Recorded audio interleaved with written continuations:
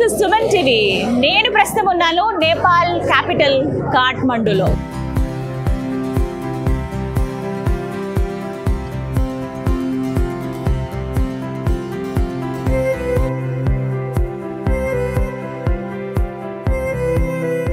ఎంత beautiful place తెలుసా ఇది. జనక్పూర్ నుంచి అంటే నేను అలా ట్రావెల్ అవుతూ బీహార్ అంటే పాట్నా వచ్చాను. పాట్నా ఎయిర్పోర్ట్లో దిగి హైదరాబాద్ నుంచి ఆ తర్వాత సీతామఢి ఇవన్నీ చూసుకుని నెక్స్ట్ నేపాల్లో అడుగు పెట్టాను. జనక్పూర్ చూశాను. ఆ తర్వాత కాఠ్మండూ వచ్చాను. ఎంత బాగుంది తెలుసా. హిల్ ఏరియా అయితే అదిరిపోయిందండి. ఇక్కడ చాలా ప్లేసెస్ ఉన్నాయి చూడాల్సినవి. చూసి తరించాల్సినటువంటి క్షేత్రాలు చాలా ఉన్నాయి. చూసి ఎంజాయ్ చేయవలసిన ప్లేసెస్ ఇంకా చాలా ఉన్నాయి. అందులో భాగంగా మీరు డెఫినెట్గా విజిట్ చేయండి. దర్బార్ స్క్వేర్ అని ఉంటుంది. చాలా టెంపుల్స్ ఉంటాయి. అందులో దర్బార్ అంటే ఒక రాజుగారికి సంబంధించింది. అందులోనూ ఒక స్క్వేర్ షేప్లో ఎన్నో దేవాలయాలు ఉంటాయి ఇక్కడ అని చెప్పారు. సరే కదా అని ఇవాళ వచ్చానండి నేను.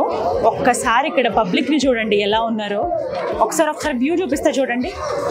ఇసుక వేస్తే రాలనంత మంది భక్తులు, అంతమంది జనం ఇక్కడ కనిపించారు నాకు. తీరా ఏంటి విషయం అంటే ఇవాళ ఇక్కడ కాఠ్మండూ అంటే నేపాల్ న్యూ ఇయర్ అంట. కొత్త సంవత్సరాది. ఉగాది మనం ఎలా సెలబ్రేట్ చేసుకుంటాం, మన కొత్త సంవత్సరాది తెలుగు వాళ్ళకి ఉగాది ఎలాగో ఇక్కడ నేపాల్ వాళ్ళకి ఈ రోజున అలా సెలబ్రేట్ చేసుకుంటారంట. కొత్త సంవత్సరం హ్యాపీ న్యూ ఇయర్ అంటున్నారు వీళ్ళు. కామన్గా జనవరి 1 అనేది అందరూ చేసుకుంటారంట. అది మనది కాకపోయినా మనకంటూ కొన్ని ఉంటాయి కదా.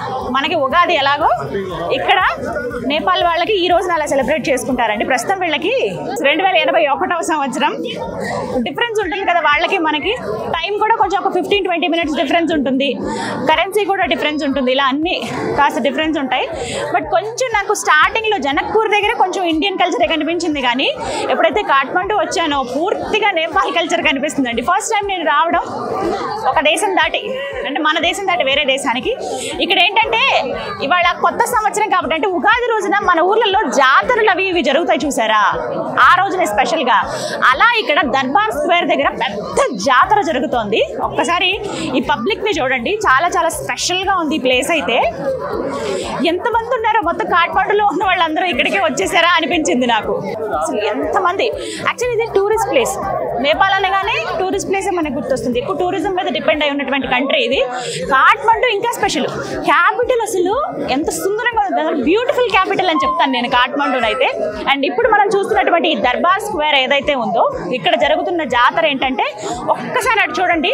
ఘటం అని ఎత్తుతారు కదా మనకి జాతరలు జరిగినప్పుడు. ఇక్కడ ఏంటంటే ధ్వజం 30th మనకి ఎండ్ అవుతుంది కదా, అంటే కొత్త సంవత్సరం మళ్ళీ ఫస్ట్కి కదా. 30th ఒక ఘటాన్ని లాంటిది తీసుకువచ్చి ఆ ధ్వజాన్ని వాళ్ళు ఇలా నీట్గా రెడీ చేస్తారు. ఏదైతే విజువల్లో ఒక ధ్వజం అని చూసారు కదా, ఆ ధ్వజానికి 2 క్లాత్స్ లాగా కట్టున్నాయి. అవి నాగిని అంటారంటే ఇక్కడి ఆచారం ప్రకారంగా అవి నాగిని అనేది వీళ్ళ నమ్మకం అనమాట. అవి అందరూ చూసే విధంగా అలా ఎత్తులో ఏర్పాటు చేశారు.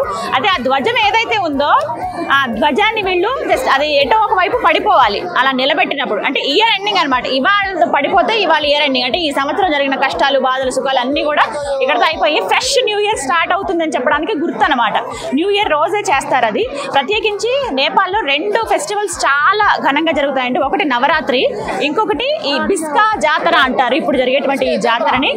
ఈ జాతర చాలా స్పెషల్ అనమాట. ఏదైతే ఆ ధ్వజం ఎటువైపు పడుతుందో అటువైపు వీళ్ళ ఫ్యూచర్ అనేది డిపెండ్ అయి ఉంటుంది. అంటే ఎలా ఉంటుంది కమింగ్ ఇయర్ అనేది. ఒకవేళ టెంపుల్ ఏదైతే టెంపుల్కి లెఫ్ట్ సైడ్ కనుక పడితే కనుక అది అరిష్టంగా భావిస్తారు. వదిలేసిన ఆ కర్రని ఆ ధ్వజం ఏదైతే ఉందో అది కుడివైపున పడితే శుభం జరుగుతుంది మనకనే భావన ఉంటుందండి. ఇందులో భాగంగా ఇప్పుడు జస్ట్ అక్కడ ఇప్పుడే కంప్లీట్ అయింది. అలా వాళ్ళు చాలాసేపు ట్రై చేశారు పట్టుకుని నెక్స్ట్ అలా వదిలేస్తే కుడివైపున పడిందంటే స్వామివారు ఉన్నటువంటి కుడివైపు పడితే మంచిదని భావించారు. అందరూ హోరెత్తించారు ఒక్కసారి ఇక్కడ ఉన్న ప్రజలందరూ కూడా, కాఠ్మండూ ప్రజలందరూ. అండ్ ఆ తర్వాత జరిగిన ఘట్టం ఏంటంటే లింగు అంటారు ఇక్కడ స్వామిని. ఆ స్వామిని రథంలో పెట్టారు. ఆ రథం ఎప్పుడైతే ఆ ధ్వజం పడిపోయిందో కిందకి, ఆ తర్వాత ఆ రథంలో ఉన్నటువంటి ఆ స్వామి లింగు ఎవరైతే ఉన్నారో శివుడి రూపమే ఆయన. ఆ రథం లాగడంతో జాతర అనేది ఇంకా నెక్స్ట్ ఘట్టం ప్రారంభమైనట్టు. యాక్చువల్లీ ఇదంతా కూడా మధ్యాహ్నం నుంచి చేస్తూనే ఉంటారండి. చాలా కోలాహలంగా ఉంది. ఈవినింగ్ అయితే ఇప్పుడు దగ్గర టైం ఎంత అయిందంటే ఇట్స్ 5 o'clock. 5 గంటలు అయింది. మధ్యాహ్నం నుంచి మొదలైంది. అలా స్టార్ట్ అయ్యి ఈవినింగ్ 5 o'clockకి ఇప్పుడు ముగిసింది అనమాట. ఇప్పుడు రథయాత్ర స్టార్ట్ అయింది. ఆ రథం అలా మూవ్ అవుతుంటే ఆ స్వామిని చూసేందుకు అందరూ వస్తూ ఉంటారు. చాలా కోలాహలంగా ఉంది. ఎప్పుడన్నా మీరు రావాలనుకున్నప్పుడు నేపాల్ రండి, ప్రత్యేకంగా వీళ్ళ కొత్త సంవత్సరం రోజున మాత్రం రండి, చాలా స్పెషల్గా ఉంటుంది. ఇక్కడ పబ్లిక్ కూడా చాలా భలే ఫ్రెండ్లీగా ఉన్నారు. అడిగితే చెప్పారు. యాక్చువల్లీ నాకు ఇదంతా తెలీదు. మనకి వీళ్ళు ఏంటంటే కొంచెం మిక్స్డ్ లాంగ్వేజ్ మాట్లాడుతున్నారు, నేపాలీ అండ్ హిందీ మిక్సింగ్ ఉంది. కొంచెం మేము కొద్దిగా మేనేజ్ చేసి మా టీం వాళ్ళు వెళ్ళి కనుక్కున్నాం. మేము కనుక్కుంటే చెప్పారనమాట. బట్ ఈ బిస్కా జాతర అయితే చాలా బాగుంది. మీరు కనుక ఎప్పుడైనా వస్తే ఈ టైంకి వచ్చి చూడండి, భలే ఎంజాయ్ చేస్తారు. ఇక్కడ ప్రజలందరినీ చూసేయచ్చు మనం. అంటే ఇంతమందిని మనం నార్మల్గా వచ్చినప్పుడు చూడలేం కదా, ఏదైనా జాతరలు అయినప్పుడు. అలాగే నాకైతే ఊరు తిరణాల్లో ఇవే గుర్తొస్తున్నాయి. వీళ్ళు పక్కన అమ్మేటువంటి చిన్న చిన్న వస్తువులు అవన్నీ, అలాగే ఎక్కడెక్కడి నుంచో వచ్చారు. వీళ్ళ కల్చర్ కూడా బాగుంది. ఇక్కడ లేడీస్ ఎక్కువ కనిపిస్తున్నారు నాకు జెంట్స్ కన్నా.